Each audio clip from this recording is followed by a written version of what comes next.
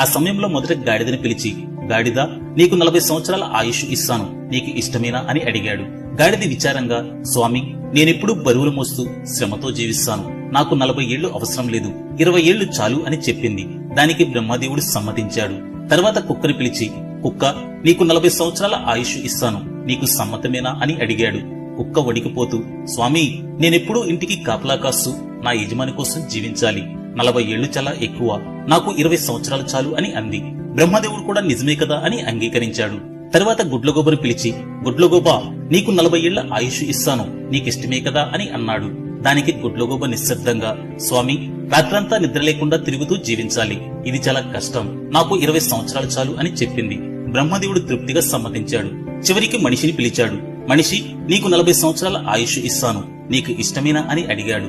కాని మనిషి అత్యాశతో, స్వామి, నాకు 100 సంవత్సరాల ఆయుష్ కావాలి అని ఆశపడ్డాడు. బ్రహ్మదేవుడు చిరునవ్వుతో, సరే, గాడిదకు, కుక్కకు, గుడ్లగోబకు మిగిలిన ఆ 60 సంవత్సరాలు నీకే ఇస్తాను, అంటే మొత్తంగా 100 సంవత్సరాలు జీవించు అని అన్నాడు. అలా మనిషి జీవితం 3 భాగాలుగా మారింది. మొదటి 40 సంవత్సరాలు ఆనందంతో యవ్వనంతో జీవిస్తాడు.